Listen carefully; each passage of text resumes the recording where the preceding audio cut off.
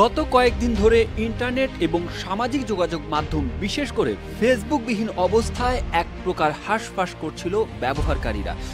অবশেষে আজ রাত থেকেই পরীক্ষামূলকভাবে সারা দেশে বাসাবাড়িতে ব্রডব্যান্ড ইন্টারনেট চালু হচ্ছে, আর আগামী রোববার বা সোমবারের মধ্যেই মোবাইল ইন্টারনেট চালু হবে। কারণ কোটা সংস্কার আন্দোলনকে ঘিরে গত শুক্রবার বন্ধ করে দেওয়া হয় দেশের সব ধরনের ইন্টারনেট সেবা। টানা 5 দিন বন্ধ থাকার পর অবশেষে গতকাল রাতে সীমিত পরিসরে ব্রডব্যান্ড ইন্টারনেট সংযোগ চালু করা হয়েছে। তবে সামাজিক যোগাযোগ মাধ্যম ফেসবুক, হোয়াটসঅ্যাপ, ইনস্টাগ্রাম সহ বিভিন্ন সামাজিক যোগাযোগ মাধ্যম এখনো বন্ধ রাখা হয়েছে, যার ফলে সবারই মনে প্রশ্ন, কবে নাগাদ চালু হবে ফেসবুক, কবে নাগাদ এসব স্বাভাবিক হবে তা নিয়ে এখনো স্পষ্ট কোনো তথ্য পাওয়া যায়নি। যমুনা রেফ্রিজারেটর, খাবার ফ্রেশ তো লাইফ জম্পেশ।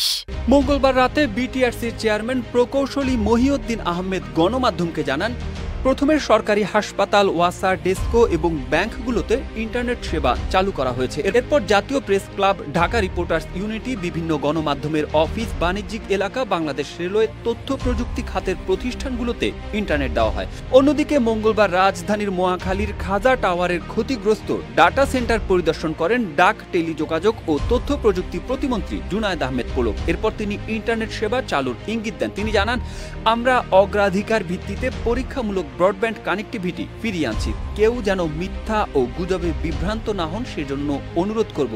মিথ্যার সংবাদ দেখে আপনারা কেউ বিভ্রান্ত হবেন না, আবেগতাড়িত হবেন না।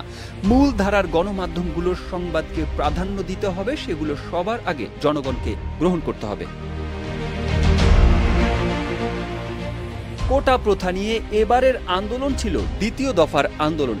মূল আন্দোলন শুরু হয়েছিল 2018 সালের জানুয়ারি থেকে। বিষয়টি আদালত পর্যন্ত গড়ালে আন্দোলন থেমে গিয়েছিল। পরে আদালতের এক রায়ের পরে দ্বিতীয় দফা আন্দোলন শুরু হয় গত জুনে। এরপর তা ক্রমান্বয়ে সহিংস রূপ নেয়। এ অবস্থায় সরকার সব ধরনের ইন্টারনেট সংযোগ বন্ধ করে দেয়। গত 18 জুলাই রাত আনুমানিক 9টা পর্যন্ত ব্রডব্যান্ড ইন্টারনেট বা ওয়াইফাই সংযোগ চালু ছিল। এরপর সেটি পুরোপুরি বন্ধ হয়ে যায়। একই ঘটনা ঘটে মোবাইল ইন্টারনেটের ক্ষেত্রেও। ফলে সামাজিক যোগাযোগ মাধ্যম ব্যবহার সহ ইন্টারনেট কেন্দ্রিক কার্যক্রমও বন্ধ হয়ে যায়। অনলাইন নিউজ পোর্টাল সহ সংবাদ মাধ্যমগুলোর কার্যক্রমেও এর প্রভাব দেখা যায়।